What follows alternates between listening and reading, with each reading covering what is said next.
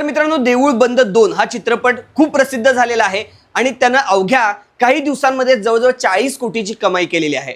तर हा चित्रपट का सक्सेसफुल झाला याची काही कारणं बघूया आपण।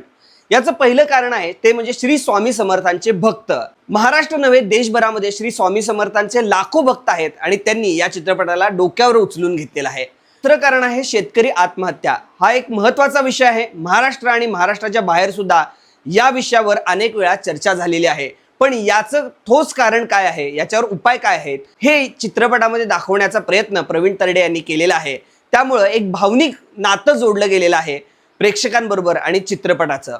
त्याचबरोबर तिसरं कारण आहे ते म्हणजे आता सध्या शाळांना सुट्ट्या आहेत, मे महिन्याचे दिवस आहेत, अनेक महिला माहेरी आलेल्या आहेत आणि ग्रुप मिळून काय करायचं तर चित्रपटाला जायचं आणि त्यामुळेच चित्रपटगृहामध्ये खूप गर्दी झालेली आहे। आणि चौथं कारण आहे ते म्हणजे देऊळ बंद 1 ला मिळालेला प्रतिसाद आणि सक्सेस आणि त्यानं खूप कमाई केली होती आणि त्यामुळेच देऊळ बंद 2 या चित्रपटावर सुद्धा याचा परिणाम झालेला आहे। त्यामुळेच हा चित्रपट खूप गाजलेला आहे।